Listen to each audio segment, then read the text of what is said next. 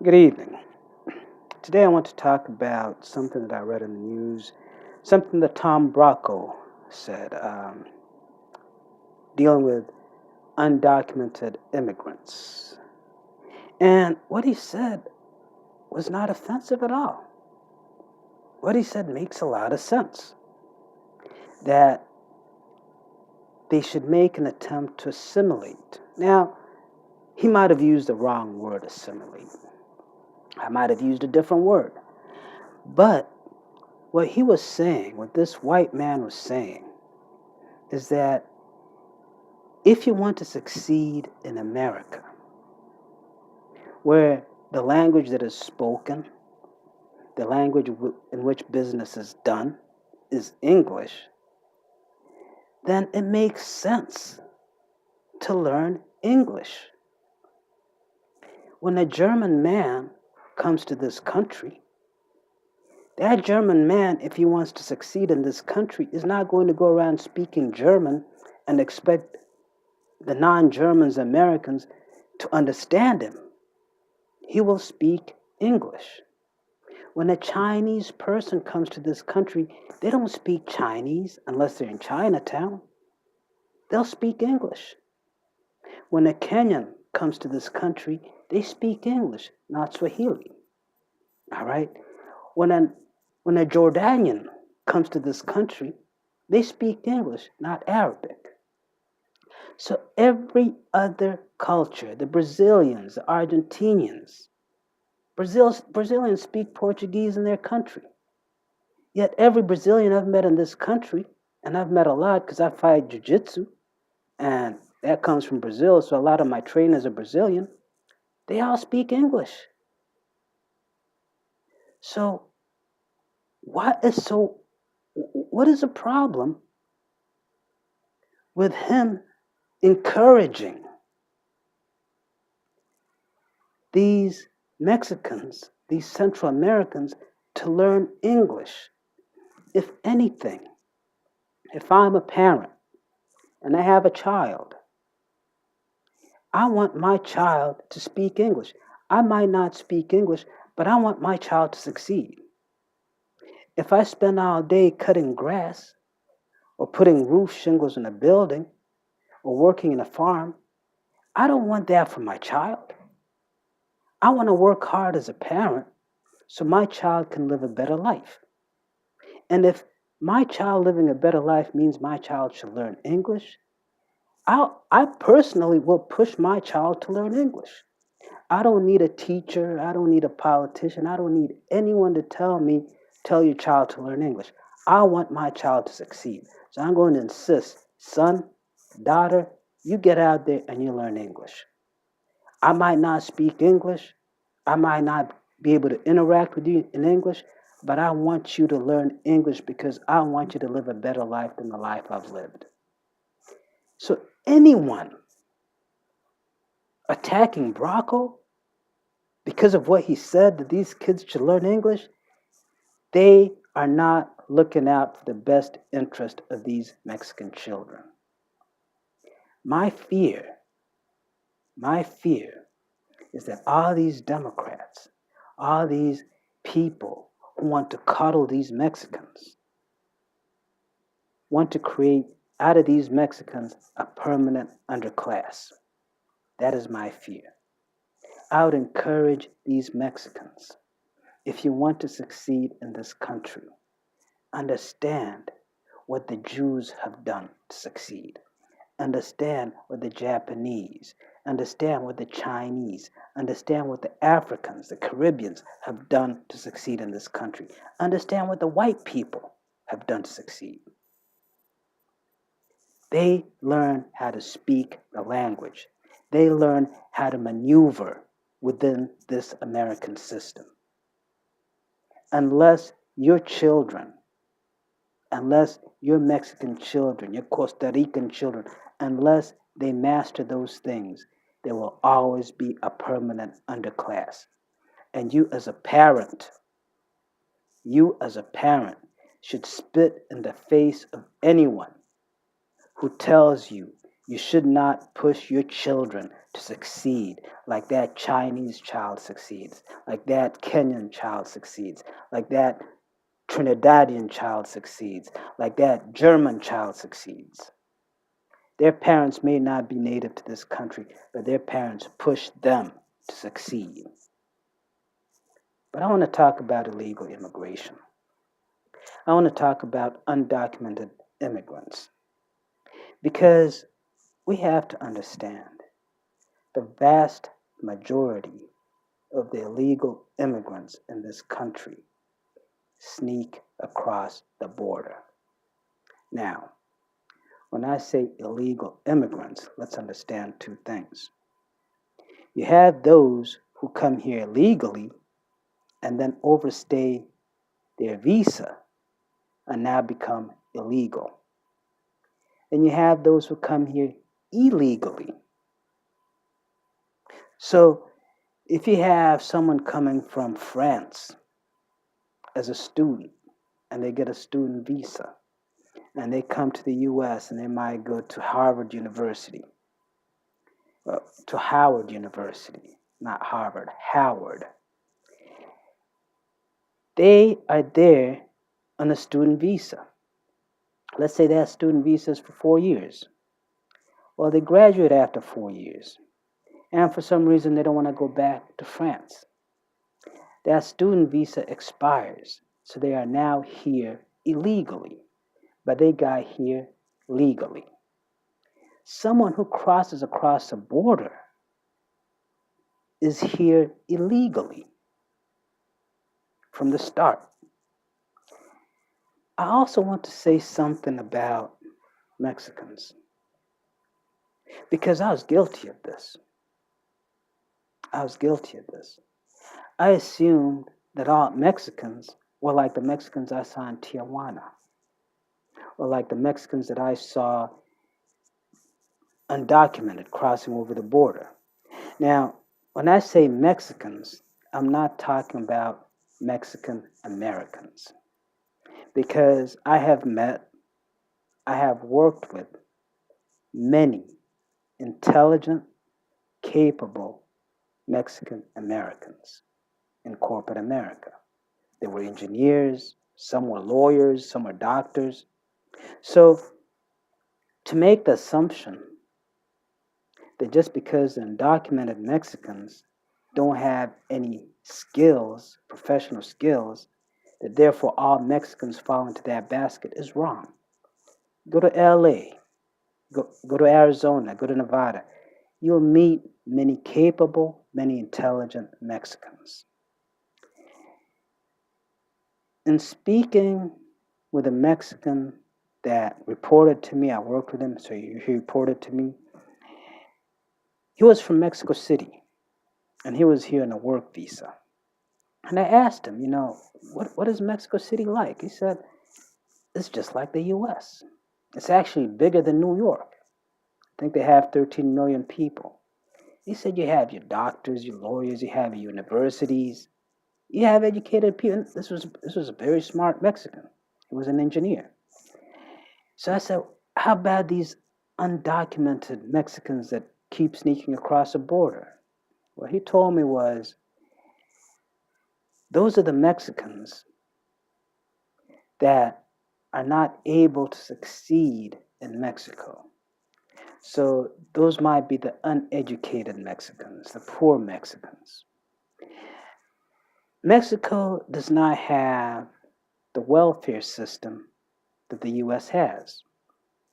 So it's not able to support them. A poor person in this country could get food stamps, they might get welfare, they might get Job Corps, some kind of assistance to help them get back on their feet. Mexico does not have that. So in a sense, these undocumented immigrants come into the U.S. is Mexico taking care of its poverty problem. So Mexico thanks us for that. We're helping them out. At the same time, these undocumented immigrants that come here will work hard and they'll take their money and send it back to Mexico. So now We're helping Mexico by taking this burden off of them, and then we're helping them because now there's money that never would have been made in Mexico. It's now made in the U.S., and it comes back to Mexico to help the Mexican economy.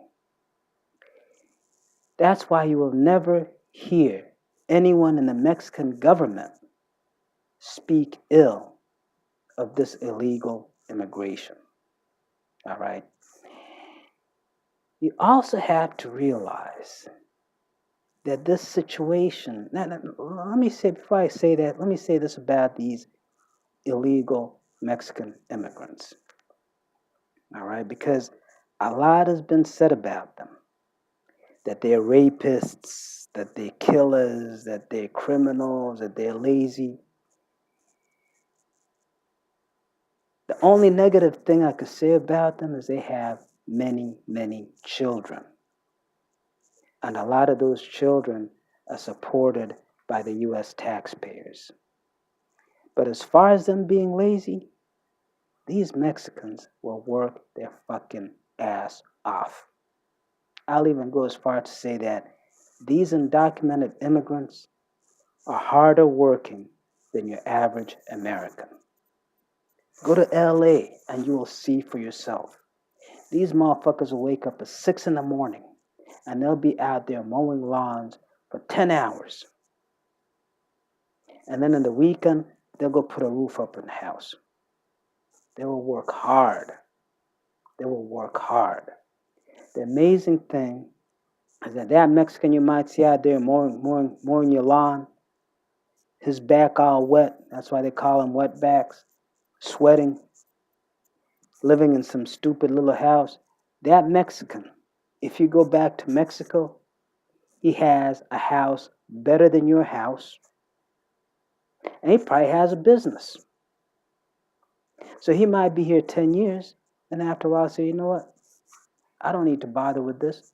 Let me go live the life back in Mexico. So do not look down on them. Do not underestimate them. But I want to talk about how this came to be. Because when Reagan was president, he caused a lot of chaos in Central America. He had Iran-Contra, all right? They were selling arms to the Iranians so they could fund the Contra rebels. I think it was in Nicaragua. The CIA was running cocaine from Colombia, and they were using that money, and then they were also taking that cocaine and feeding it into the inner cities to be turned into crack and destroy so many black lives. And they were using that money to finance their wars in Central America. They destabilized these nations, El Salvador, Nicaragua, Costa Rica, Panama, Guatemala. They destabilized these nations, destroyed the lives of these people. Where were these people going to go? And then they made the borders open. So it was easy for these Mexicans, these Central Americans, to sneak through the border. But why?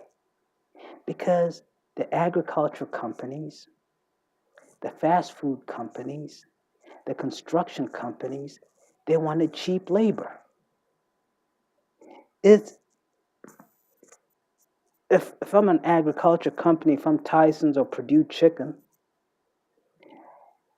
and I want people to come here and chop up my chickens and package my chickens and food plants, and the conditions in there are not safe, people are getting their heads chopped off, their hands chopped off. Well, if I bring an American worker in, OSHA is going to protect them.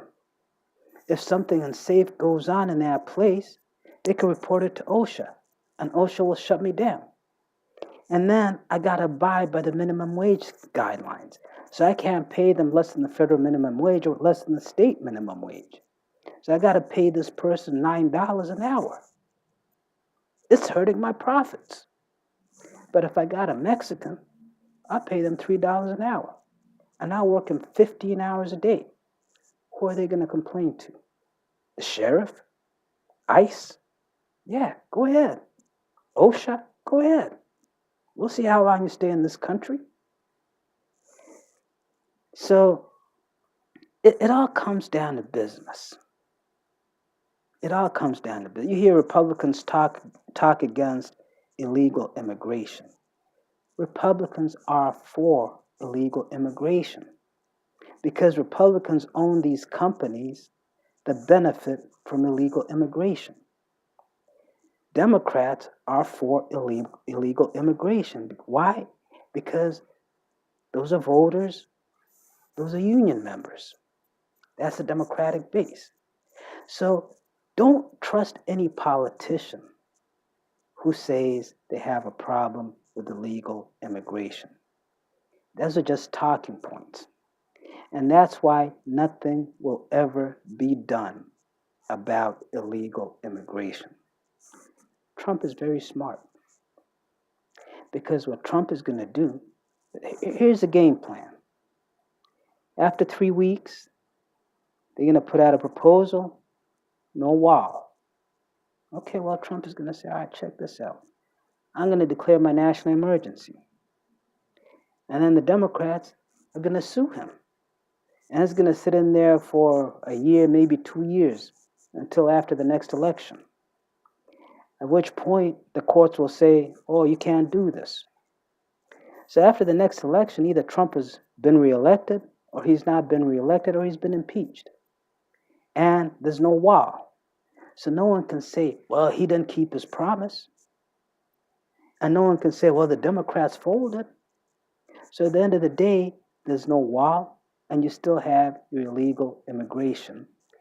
And the food, the agriculture companies, the fast food companies, the construction companies, they still get their cheap labor. Everyone wins. The only people that lose are the Mexicans. Those are the only people that lose. Because what this is going to create is a permanent underclass. And this dreamer thing, DACA, is not going anywhere. It's not going anywhere. Because if I take you, a Mexican, and I make you a citizen, then I can't take advantage of you anymore. I can't shit on you anymore. Because now you have the same rights as me. They don't want that. So stay tuned. Stay tuned. You're going to see how it will play out. The wall will not be built. All right? There won't be any agreement on DACA, on Dreamers, none of that. And Mexicans, the illegal Mexicans, will remain a permanent underclass. But I would encourage the parents of these Mexican children, if you are undocumented, the greatest equalizer in this nation is education. The Japanese did it. I spoke to an older Japanese lady and her husband when I was in LA, and they told me when they got to this country, they did menial jobs. Because you got to remember, the Japanese was spit upon. The Chinese was spit upon until after World War II. When they got to this country, they had menial jobs.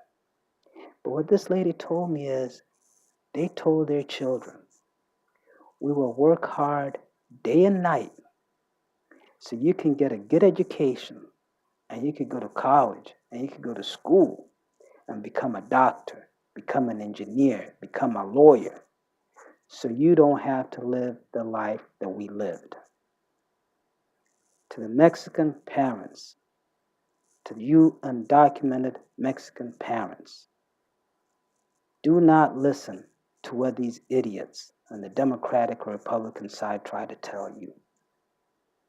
You work hard, as you do every day, but you tell your children, I may work in the field all day.